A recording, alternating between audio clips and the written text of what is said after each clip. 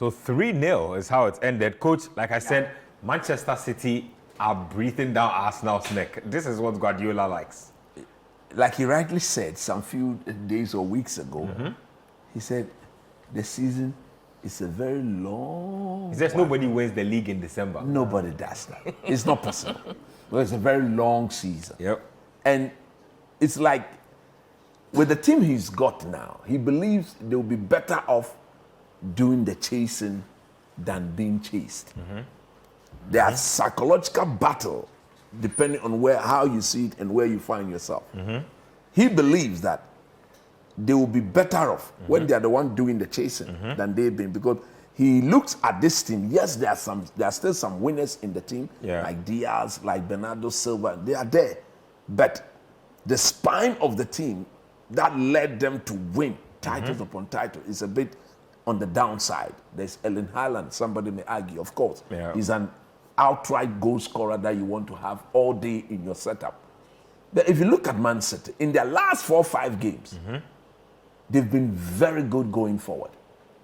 They found a way to carve open the opponent and score more goals. Scored 5 against Fulham in midweek, but conceded 4 themselves. That was the problem there. Because at the end of the day, you are not going to be scoring 5 every week to win football games.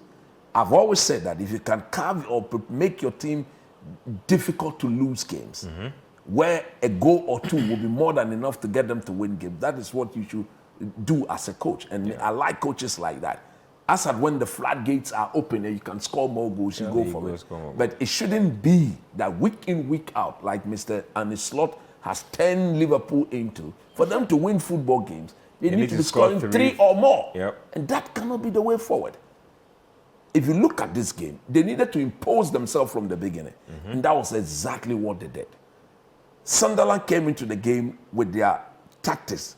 The tactics they deployed against Arsenal, the one they deployed against Liverpool. It worked until Ruben Diaz. Goodness me. Where did that come from? That was a bullet of a shot. I don't think they expected it to score. They gave him so much space. Exactly. Oh, come on. He can have a strike all day. We will sleep on that. But he did show that once he put his laces through the ball and it was on target, the power with which the ball was struck gave the goalkeeper no chance. And that was what Man City was looking for. They needed that opening to get Sunderland to a bit move away from that defensive shield so that they'll open up and then they see how they'll capitalize on that. And like every good team will do, when the spaces are limited, you struggle. But when something happens and you compel the opponent to open up when there are spaces, look at the technical, the Cherki, the Phil Forward, and the Bernardo Silva. Those guys will thrive when there are spaces for them to show how technically gifted they are.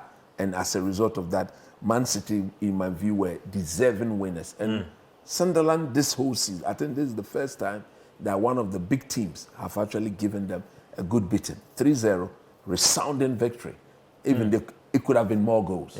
But for their goalkeeper and for some few misses on the part of Man City, the 3-0 was a deserving scoreline. And Pep would have highlighted that midweek performance against Fulham. And the best way to answer that was to score 3 and have a clean sheet. Well, they play Real Madrid in midweek.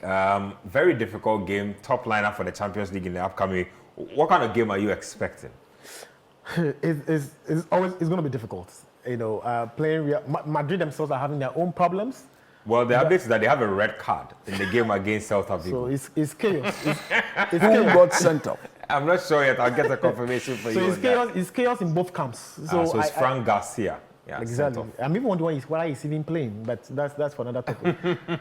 So for going into that game, I think it's good for them that they won this game.